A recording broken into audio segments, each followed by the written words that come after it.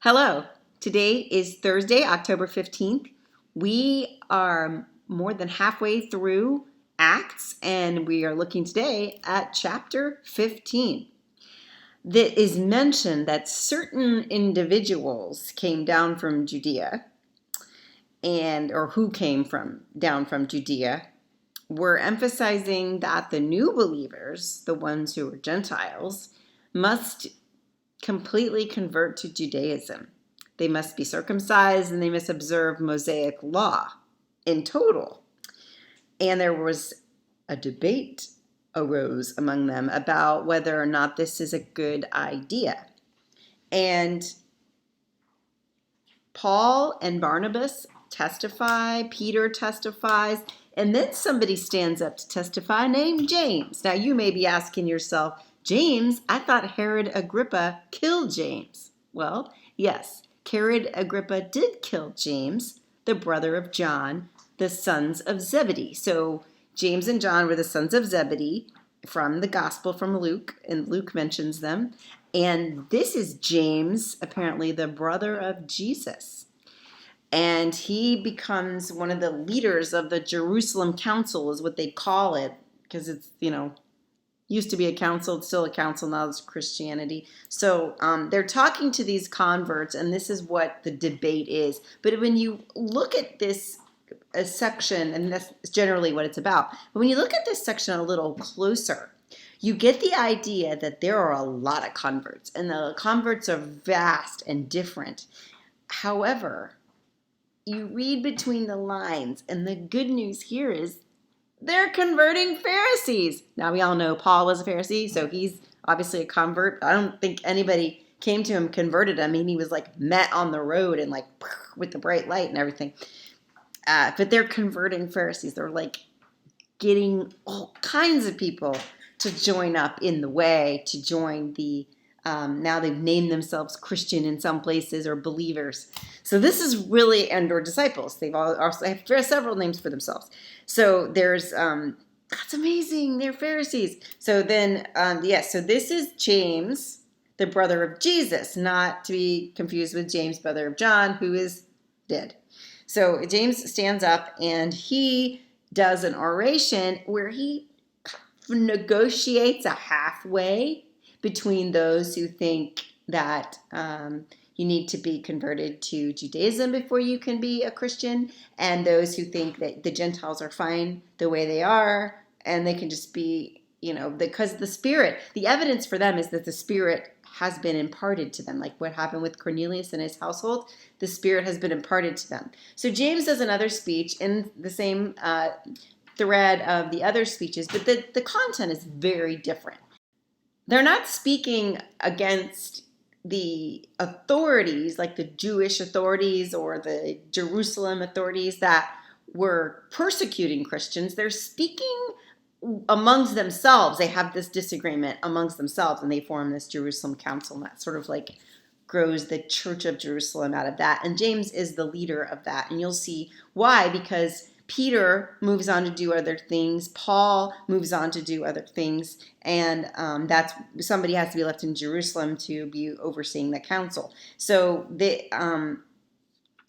when James is talking, he refers to the need to send a letter to all the Gentiles, because there are people who were going around and saying to these new Christian communities, you need to be circumcised, you have to live under the Mosaic law. So when they make these new rules for Christianity, they want to put them down in writing and then send some witnesses with them so that everything seems authentic, like this is the real thing. So he pleads with them, and in two different sections it's repeated that they should send a letter, and that the letter should say that to be a Christian, you must observe what he calls the essentials. Now, he gets these essentials from the book of Leviticus, chapter 17, verse 8, through chapter 18, verse 30. And if you look in there, you will see these are regulations to govern both Israel and outsiders. So those outsiders are included in this Mosaic law governance thing in Leviticus. And so this is what he proposes. We don't make them be circumcised, and we don't make them follow like the extent of kosher law, but we have these essentials. So here are these essentials. No food from sacrificed idols. You can't eat what has been sacrificed to one of the idols, which is not God. And then you cannot have the blood from a strangled animal. I think that's what it says. It says from whatever has been strangled and from blood. So it looks like you can't, you must abstain from whatever has been strangled and from blood. And then in the letter, it says it a little bit differently. It says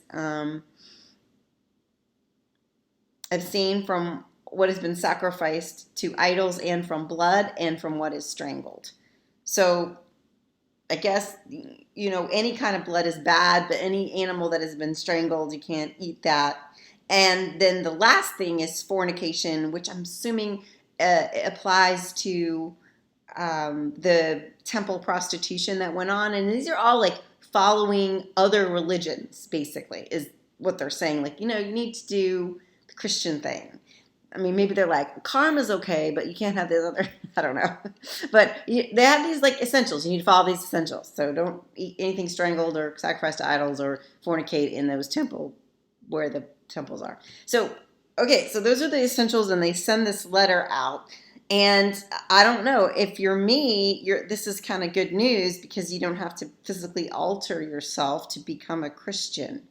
So this compromise that James brokers is really this is interesting how the sausage is made, right? How this Christian community is formed. When conflict comes up, they go to this council and they form this group and they debate it amongst themselves, and then they have a standard. Every rule of law, every judgment, every trial should have a standard that you measure it by. And the standard here is the application of the Holy Spirit.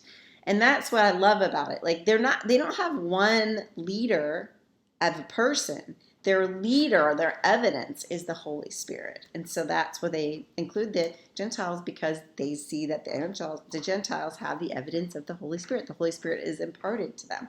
So it's a good thing. We should respond to that in our daily life today, that the Holy Spirit's running the show, not the rest of it. And I hope that'll encourage you to tune out some of the noise. God bless you.